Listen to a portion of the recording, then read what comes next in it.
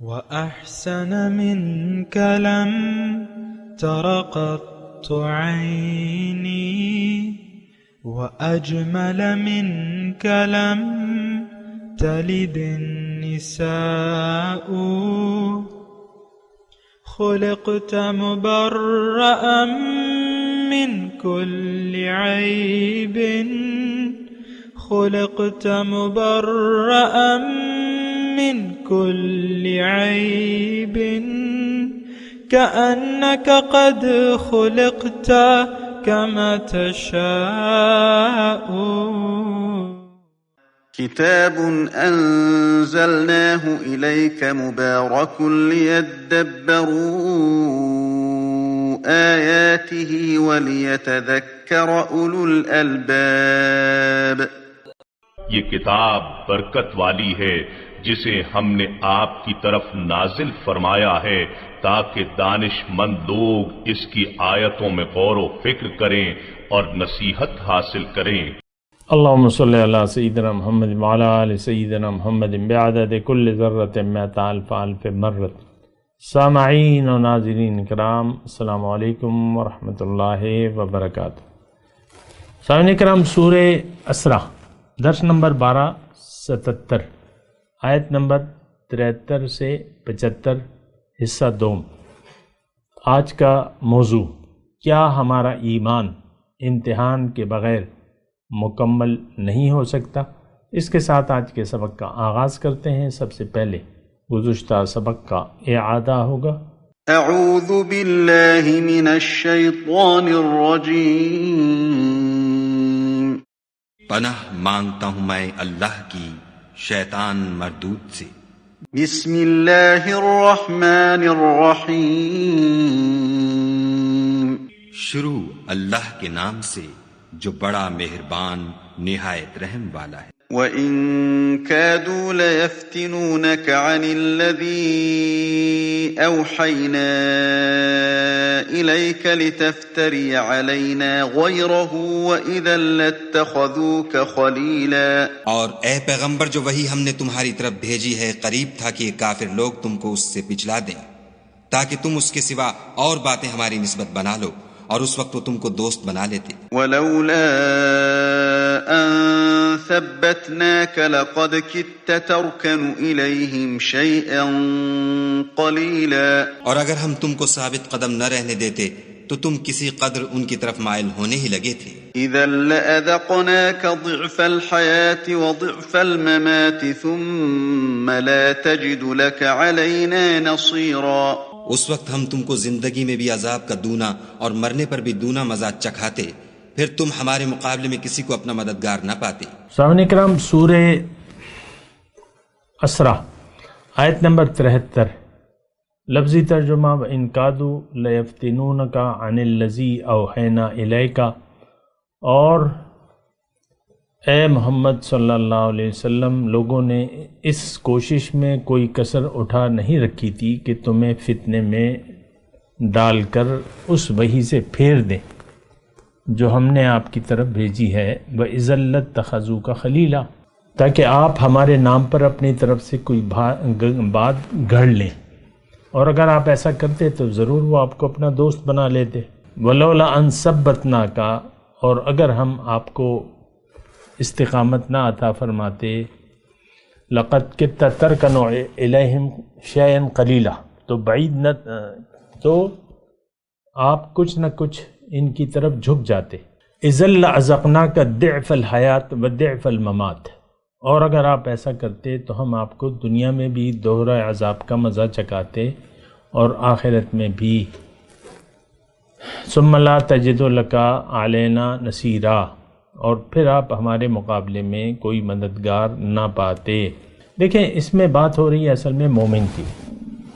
مومن سے کسی وقت اس کے ارادوں میں اضمحال آ سکتا ہے، کمزوری آ سکتی ہے، اور دنیا کی کوئی بھی یعنی کسی وقت بھی کچھ بھی ہو سکتا ہے. اسی لیے تو دیکھیں قرآن پاک میں ایک واقعہ بیان ہوا ہے، وہ ایک نیک آدمی کا تھا. وَاتْلُ عَلَيْهِمْ نَبَأَ الَّذِي آتَيْنَاهُ آيَاتِنَا، اور آپ ان پہ تلاوت کریں اس شخص کی مثال.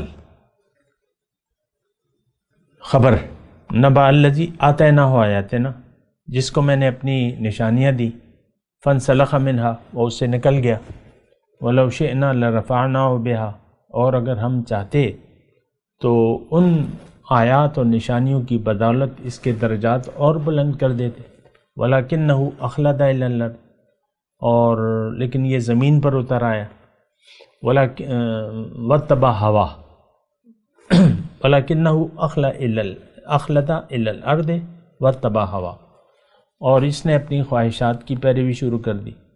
فمثلہ کمثل الکلب، اس کی مثال جو ہے کتے کی سی ہو گئی. ان تحمل علیہ یلہس او تترکہ یلہس، آپ اس کو کچھ ڈالیں تب بھی یہ ہانپے گا، نہیں ڈالیں تب بھی ہانپتا ہے. ذالک مثل القوم الذین کذبوا بآیاتنا، یہ مثال ان لوگوں کی ہے جنہوں نے میری آیات کو جھٹلایا. فقصص القصص لعلہم یتفکرون، تو آپ ان پہ یہ واقعہ بیان کریں تاکہ یہ لوگ سوچیں. نیک لوگوں کے ساتھ ایسا ہو سکتا ہے، امکان ہے. اور یہی میں آپ کو گزشتہ سبق میں بتا رہا تھا کہ پیغمبر کی ہستی جو ہے وہ معصوم ہوتی ہے، معصوم عن الخطا ہوتی ہے. کوئی کسی قسم کی کوئی ایسی غیر ارادی حرکت جسے کہتے ہیں نا، غیر ارادی، یہ بھی نہیں ہو سکتی پیغمبر سے. یہ دراصل اللہ تعالیٰ پیغمبر کو سنوا رہا ہے، مخاطب ہم ہیں. کیونکہ دیکھیں یہ سورت جو ہے سورہ مبارکہ، یہ سورہ معراج ہے، سورہ اسرا. تو سورہ اسرا اسے کہتے ہیں نا، اسرا، سبحان الذی اسرا بعبدہ. پھر اس میں سارے وہ 14 نقاط جو بیان ہوئے ہیں، جو ہم نے پڑھے ہیں کہ آپ کو کیا کرنا ہے کیا نہیں کرنا. پھر شروع میں اللہ تعالیٰ نے ہمیں یہ بتا دیا کہ دیکھو تم سے پہلے ایک قوم تھی، وہ اپنے آپ کو اللہ کے بیٹے اور اس کے محبوب کہتی تھی، کہلواتی تھی، نحن ابناء اللہ و احباؤ. لیکن ان میں بگاڑ آ گیا. وہ پیغمبر کی اولاد تھی، پھر ان میں بگاڑ آ گیا. تو وَقَضَيْنَا إِلَىٰ بَنِي إِسْرَائِيلَ لَتُفْسِدُنَّ فِي الْأَرْضِ مَرَّتَيْنِ وَلَتَعْلُنَّ عُلُوًّا كَبِيرًا. میں نے بنی اسرائیل کو یعنی یہ بات بتا دی تھی کہ تم زمین میں 2 مرتبہ بڑا فساد کرو گے. وہ مضمون گزر چکا ہے، پڑھ چکے ہیں. تو یعنی دیکھیں اب امت محمدیہ، حضور صلی اللہ علیہ وسلم کے بعد اللہ کا پیغام مخلوق تک پہنچانے کی ذمہ داری کس پر ہے؟ ہم پہ ہے، اس امت پہ ہے. اور حضور کہہ چکے ہیں علیکم بسنتی و سنت خلفاء الراشدین المہدیین، تم پہ لازم ہے میرا طریقہ، میری سنت، میرا طریقہ، اور میرے خلفاء راشد کا بھی طریقہ تم پر لازم ہے. اب حضور کا طریقہ کیا تھا؟ ادعو الی سبیل ربک بالحکمہ والموعظۃ الحسنہ وجادلہم باللتی ہی احسن. بلاغ، فإنما علیک البلاغ وعلینا الحساب، آپ کے ذمہ پہنچانا ہے. یہ نبی کی بنیادی جو سنت ہے، جو بہت بڑی سنت ہے، وہ یہ ہے کہ یہ دین، اللہ کا دین مخلوق تک پہنچائے. اور پھر اللہ تعالیٰ نے یہ ذمہ داری ہم پر ڈالی ہے. تھوڑی توجہ کریں میری بات پہ. حضور کے بعد یہ ذمہ داری کس کی ہے کہ لوگوں کو حق کی طرف بلائے اور نیکی کی دعوت دے، برائی سے روکے. کنتم خیر امت اخرجت للناس تأمرون بالمعروف وتنہون عن المنکر وتؤمنون باللہ، او کما قال. تمہیں میں نے ایک درمیانی امت بنایا ہے، لوگوں کے لیے نیکی کا حکم دو گے، برائی سے روکو گے، اور تمہارا اللہ پر خود ایمان ہوگا. دیکھیں میں ایک بہت زیادہ بنیادی بات کہنے جا رہا ہوں، تھوڑی سی ذرا غور کریں اس مضمون کے تناظر میں. حضور کو کہا جا رہا ہے یہاں پہ، حضور کو مخاطب کر کے، تم نے اپنا کام کرتے رہنا ہے، تم نے اپنی تبلیغ میں کوئی کمی نہیں کرنی، تم نے اصولوں سے ہٹنا نہیں ہے، تم نے باطل کی طرف جھکنا نہیں ہے، اور اگر تم جھک جاؤ گے تو پھر میں تمہیں دنیا کا بھی دگنا عذاب دوں گا اور آخرت کا بھی دگنا عذاب دوں گا۔ یہی مضمون ہے نا، تو کوئی مضمون نہیں۔ اور یہ تم پر یلغار کریں گے، ہو سکتا ہے کہ تم اپنے منصب دعوت سے ہٹ جاؤ اے امت مسلمہ۔ وَإِن كَادُوا لَيَفْتِنُونَكَ عَنِ الَّذِي أَوْحَيْنَا إِلَيْكَ۔ اب یہ دیکھیں، تھوڑا سا میں اگر آپ کو گزارش کروں، درخواست کروں کہ ان آیات کا مطلب سمجھنے کے لیے آپ اس کا رخ جو ہے امت محمدیہ کی طرف پھیر دیں، اور دلائل ہیں میرے پاس۔ ڈیوٹی محمد صلی اللہ علیہ وسلم کی ڈیوٹی اب کس کی ہے؟ ہماری ہے کہ نہیں ہے؟ مجھے بتایا۔ اب ہم میں تو کمزوریاں ہیں، لیکن اللہ تعالی ہمیں خبردار کر رہا ہے، بات پیغمبر کو سنا رہا ہے، مخاطب ہم ہیں، کیونکہ ان کے بعد رسالت کی ڈیوٹی کس نے دینی ہے؟ ظاہر ہے کہ ہم نے دینی ہے۔ وَكَذَلِكَ جَعَلْنَاكُمْ أُمَّةً وَسَطًا لِتَكُونُوا شُهَدَاءَ عَلَى النَّاسِ وَيَكُونَ الرَّسُولُ عَلَيْكُمْ شَهِيدًا۔ میں نے تمہیں ایک امت وسط بنایا ہے تاکہ تم لوگوں کے لیے ایک نمونہ پیش کرو، اپنے عمل کا دعوت دو اور ان کو اسلام پہ عمل کا ایک نمونہ پیش کرو، اور تمہارے لیے رسول کی ذات نمونہ ہے۔ وَيَكُونَ الرَّسُولُ عَلَيْكُمْ شَهِيدًا، ظاہر ہے کہ حضور کی ذات جو ہے اس میں ہمارے لیے ایک نمونہ ہے۔ وَلَكُمْ فِي رَسُولِ اللَّهِ أُسْوَةٌ حَسَنَةٌ۔ اب میں آپ سے یہ عرض کر رہا ہوں کہ یہ 4-5 آیات جو ہیں یہ اپنی طرف اس کا رخ موڑ لیں۔ ہمارا مسئلہ کیا ہے؟ ہمارا مسئلہ یہ ہے کہ ہر آیت کا ہم فٹ کر دیتے ہیں یا حضور پہ، یا ادھر صحابہ پہ، یا وہاں کے مدینے کے منافقین پہ، یا مکے کے مشرکین پہ۔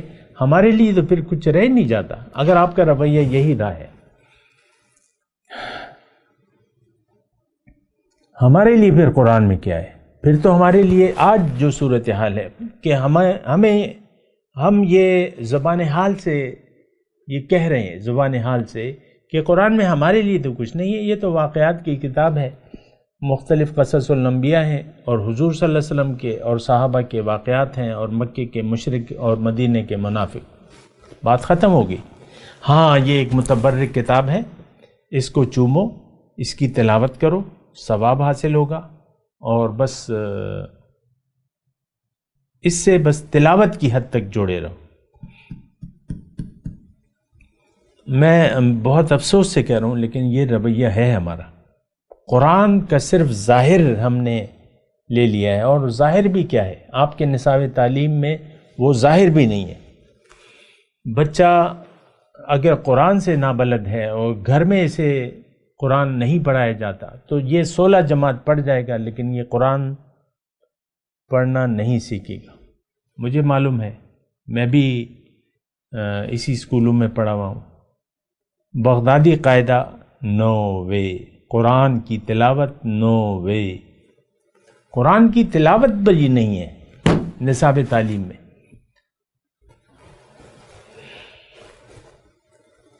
وہ تو الگ بات ہے کہ بعض اسکولوں نے یعنی کچھ اپنے طرف سے کوششیں کی ہیں، ناظرہ وغیرہ کی یا حفظ قرآن کی، باقی تو حکومت کی یہ کوئی وہ نہیں ہے، یعنی پالیسی نہیں ہے قرآن کو سیکھنا سکھانا۔ یہ خیر، میں اپنے مضمون کی طرف آتا ہوں۔ یہ دیکھیں، اگر ایک یعنی میرے ساتھ اگر آپ سمجھنا چاہتے ہیں تو میں یہ بات کہہ رہا ہوں کہ رسالت کی ڈیوٹی اب امت کے ذمے ہے۔ اب امت جب دعوت پیش کرے گی تو ہو سکتا ہے باطل اس کو ڈرائے دھمکائے، جیسا کہ آج صاحب کرام دیکھیں، ایک تو یہ ہے کہ قرآن یعنی ضیاء الحق، اللہ تعالیٰ ان کو غریق رحمت کرے، ضیاء الحق نے وہ جہاد افغانستان تھا تو کچھ صورتیں شامل کر لی تھی نصاب میں، اس میں سورہ توبہ وغیرہ تھیں، سورہ توبہ وغیرہ جس میں جہاد کے مضامین ہیں، اب وہ صورتیں نکال لی گئیں، یعنی کچھ عرصے بعد وہ صورتیں نکال دی گئیں، قرآن کو نکال دیا گیا، قرآن کو شامل تھا۔ اب قرآن میں تو کوئی ایسی تعصب کی بات نہیں ہے کہ بھئی یہ صورت جو ہے یہ تو بڑی وہ ہے، خطرناک ہے، اس کو نکال دو، یہ ایک سوچ ہے ہماری، باقی تو نہیں ہے۔ تو بہرحال میں آپ کو یہ کہہ رہا ہوں کہ باطل کا دباؤ آیا تو صورتیں آپ نے نکال دی۔ آج 2021 آج بھی یہی چکر ہے کہ بعض مضامین کو اسلامیات کی کتاب سے نکال دیا گیا ہے اور اس پہ جھگڑا پڑا ہوا ہے نصاب تعلیم میں۔ پہلے کچھ تھا اب کچھ ہے، پہلے کچھ باتیں تھیں اب نہیں ہیں، تو یہ ساری باتیں ہیں۔ تو یہ دیکھیں امت سے خطاب ہے، یہ کتاب مسلمانوں کے لیے ہے، ہدن للمتقین، ہدن للنبی نہیں ہے، پیغمبر تو ازلی ہدایت یافتہ تھا۔ تو یہ قرآن ہمارے لیے ہے، ما نزل الیہم، میں نے گزشتہ سبق میں آپ کو بتایا تھا۔ لیکن اب میں آپ کو یہ کہہ رہا ہوں کہ دیکھیں اگر امت اٹھ کھڑی ہو اور امت اپنی ڈیوٹی پہچانے اور حق کو پھیلائے دنیا کے لوگوں کی طرف، اور باطل اس کے سامنے ڈٹ جائے، جیسا کہ پیغمبر صلی اللہ علیہ وسلم کے سامنے مکے کے لوگ ڈٹ گئے تھے، تکلیفیں پہنچاتے تھے، یہ آج بھی بعید نہیں ہے۔ دیکھیں جہاں حق ہوگا، حق وہ ہے جس کی مخالفت ہو، اور جہاں آپ کے گلے میں پھولوں کے ہار ڈالے جا رہے ہیں وہ حق نہیں ہے، وہ حق نہیں ہے۔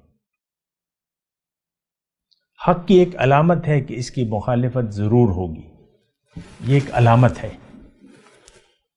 کیونکہ حق تو ناگوار ہوتا ہے۔ حق کیا ہے؟ نفس کے خلاف بات، ھذا عدوک نفسک الذی بین جنبیک، وہ لوگ مخالف ہوں گے آپ کے، جو باطل ہے وہ آپ کے مخالف ہو جائے گا۔ پھر مختلف طریقے ہیں۔ اور دوسرا میں دیکھیں اللہ تعالیٰ کی توفیق سے آپ کو یہ بھی بتاؤں کہ یہ بات اگرچہ اجتماعی طور پہ بھی ہمارے لیے، یعنی یہ ہدایات، بلکہ یہ انفرادی طور پہ بھی ہے۔ آج اگر ایک شخص ایمان لے آتا ہے، آنکھوں والا بن جاتا ہے اور نبی کا سچا امتی بن جاتا ہے، اور وہ اپنے دائرہ اختیار میں گھر میں دعوت دیتا ہے، بیوی کو دیتا ہے، بیوی شوہر کو دیتی ہے، تو اس کی مخالفت ہوگی، اس کی مخالفت ہوگی، اس کو پھولوں کے گجرے نہیں پہنائے جائیں گے اگر کوئی۔ تو میں آپ سے صرف یہ کہہ رہا ہوں کہ دیکھیں انفرادی طور پہ بھی یہ آیات جو 4-5 آیات ہیں یہ آپ کے لیے بھی ہے، یعنی باطل ہو سکتا ہے آپ کو پھسلا دے، وَإِن كَادُوا لَيَفْتِنُونَكَ۔ اب یہ جو اب دیکھیں میں ترجمہ کر رہا ہوں اس کا اللہ تعالیٰ کے فضل سے اور اس کی توفیق سے، لیکن میں آپ کو کہہ رہا ہوں کہ اس میں جماعت، مسلمانوں کی جماعت بھی مخاطب ہے، حق جماعت جو باطل سے لڑ رہی ہے، حق کی دعوت پیش کر رہی ہے اور باطل کا ابطال کر رہی ہے کہ بھئی وہ معبود غلط ہے، گالیاں نہیں دے رہی لیکن ابطال ضرور کر رہی ہے۔ حضور نے کبھی باطل خداؤں کو گالی نہیں دی، ابطال کیا ہے کہ یہ معبود اس میں کچھ بھی نہیں ہے اور یہ باطل ہے، اور تم اللہ سے مانگو، ایک اللہ تمہارا معبود ہے، اور یہ بات باقی جو ہیں یہ اس کی کوئی حقیقت نہیں ہے۔ ما یملکون من قطمیر۔ تو اچھا، تو میں آپ سے یہ کہہ رہا ہوں، میں آغاز کروں ان آیت پڑھنے کا کہ جو بھی داعی ہے، جماعت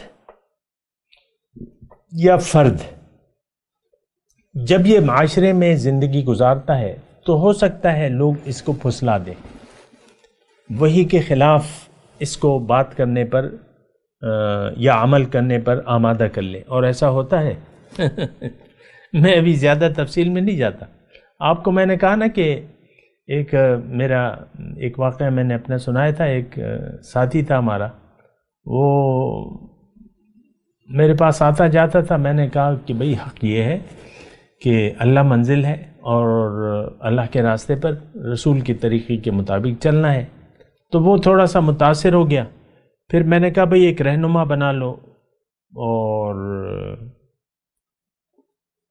تو اس نے جو رہنما بنایا. اچھا پھر اس کے یعنی جو میری باتیں تھیں اس کو وہ سمجھ گیا کہ بھئی حضور کا طریقہ اپنانا ہے. اس نے داڑھی چھوڑ دی.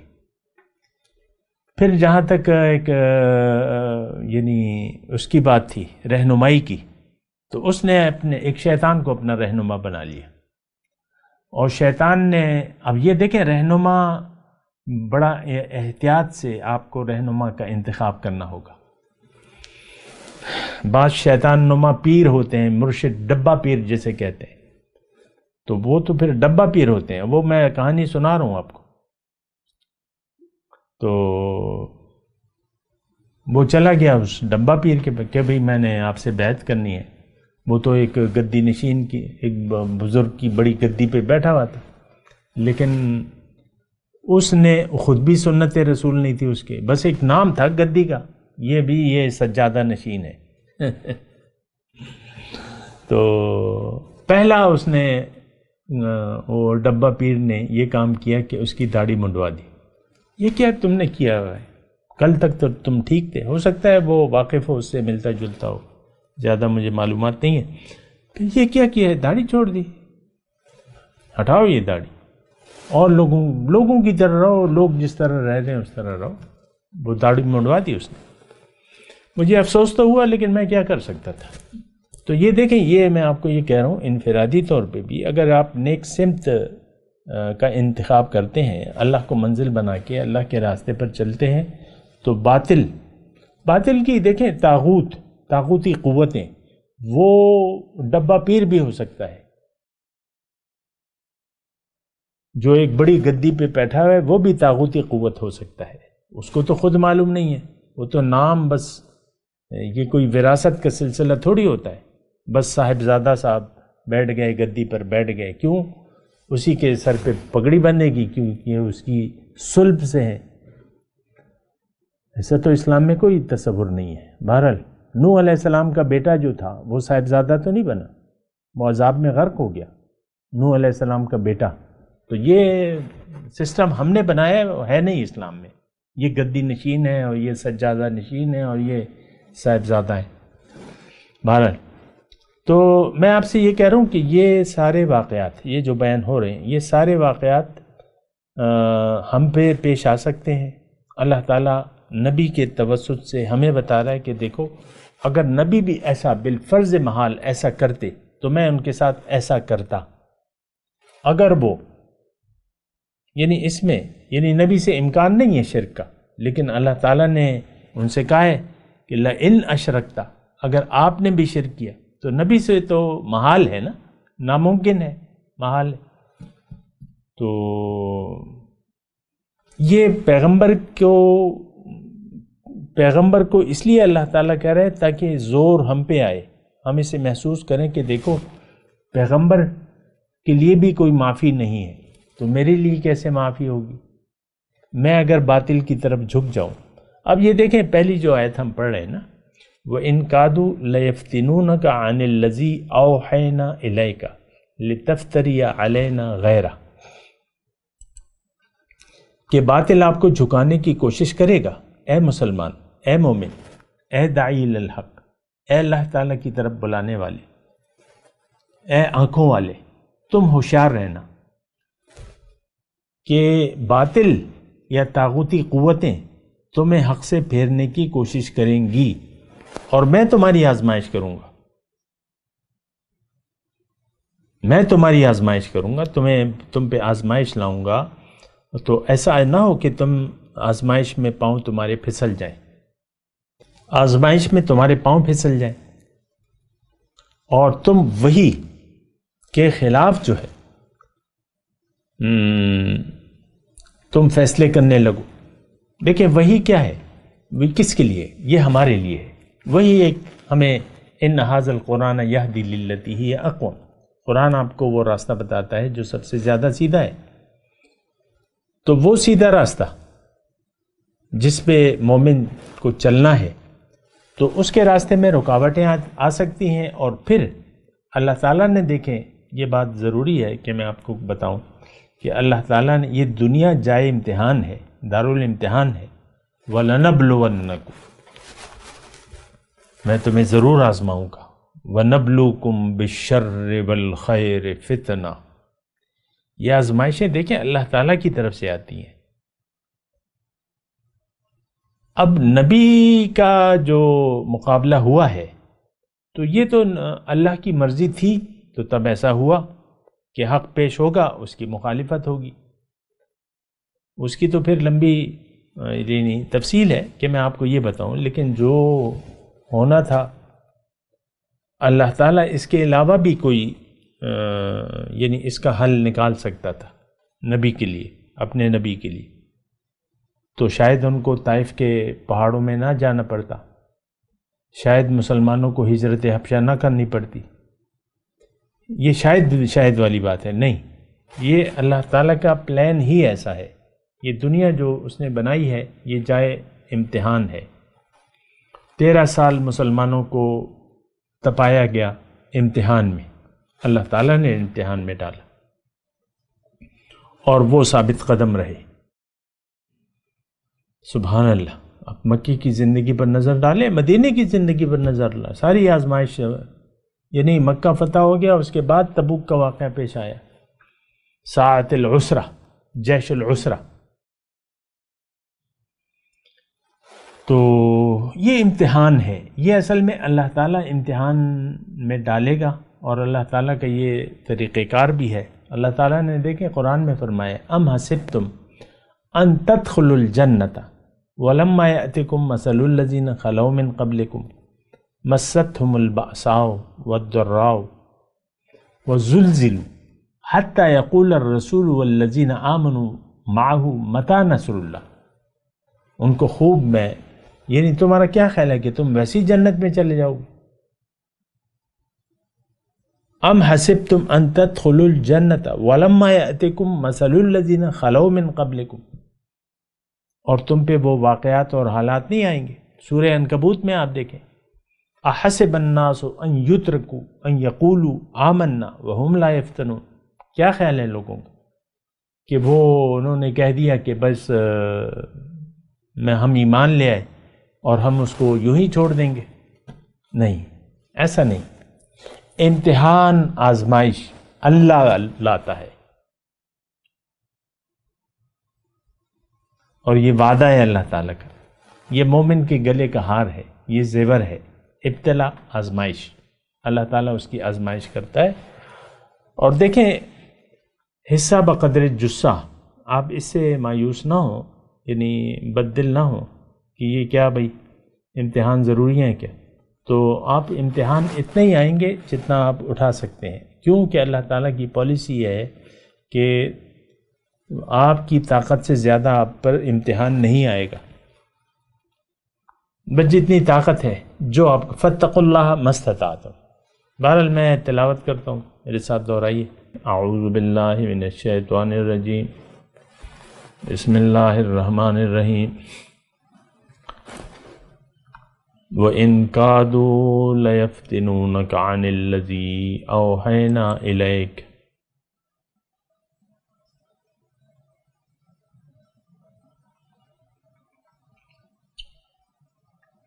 لِتَفْتَرِيَ عَلَيْنَا غَيْرَهُ وَإِذًا لَاتَّخَذُوكَ خَلِيلًا وَلَوْلَا أَن ثَبَّتْنَاكَ لَقَدْ كِدتَّ تَرْكَنُ إِلَيْهِمْ شَيْئًا قَلِيلًا إِذًا لَأَذَقْنَاكَ ضِعْفَ الْحَيَاةِ وَضِعْفَ الْمَمَاتِ ثُمَّ لَا تَجِدُ لَكَ عَلَيْنَا نَصِيرًا. اب ان آیت کی تلاوت اور ترجمہ. اعوذ باللہ من الشیطان الرجیم. پناہ مانگتا ہوں میں اللہ کی شیطان مردود سے. بسم اللہ الرحمن الرحیم. شروع اللہ کے نام سے جو بڑا مہربان نہایت رحم والا ہے. وَإِن كَادُوا لَيَفْتِنُونَكَ عَنِ الَّذِي أَوْحَيْنَا إِلَيْكَ لِتَفْتَرِيَ عَلَيْنَا غَيْرَهُ وَإِذًا لَّاتَّخَذُوكَ خَلِيلًا۔ اور اے پیغمبر جو وہی ہم نے تمہاری طرف بھیجی ہے قریب تھا کہ یہ کافر لوگ تم کو اس سے پچھلا دیں تاکہ تم اس کے سوا اور باتیں ہماری نسبت بنا لو، اور اس وقت وہ تم کو دوست بنا لیتے۔ وَلَوْلَا أَن ثَبَّتْنَاكَ لَقَدْ كِدتَّ تَرْكَنُ إِلَيْهِمْ شَيْئًا قَلِيلًا۔ اور اگر ہم تم کو ثابت قدم نہ رہنے دیتے تو تم کسی قدر ان کی طرف مائل ہونے ہی لگے تھے۔ إِذًا لَّأَذَقْنَاكَ ضِعْفَ الْحَيَاةِ وَضِعْفَ الْمَمَاتِ ثُمَّ لَا تَجِدُ لَكَ عَلَيْنَا نَصِيرًا۔ اس وقت ہم تم کو زندگی میں بھی عذاب کا دونا اور مرنے پر بھی دونا مزہ چکھاتے، پھر تم ہمارے مقابلے میں کسی کو اپنا مددگار نہ پاتے۔ اس کے ساتھ ہی آج کے درس کا وقت اختتام کو پہنچا۔ اگلے درس میں انشاءاللہ ملاقات ہوگی۔ وآخر دعوانا ان الحمد للہ رب العالمین۔ مولاي صل وسلم دائما أبدا على حبيبك خير الخلق كلهم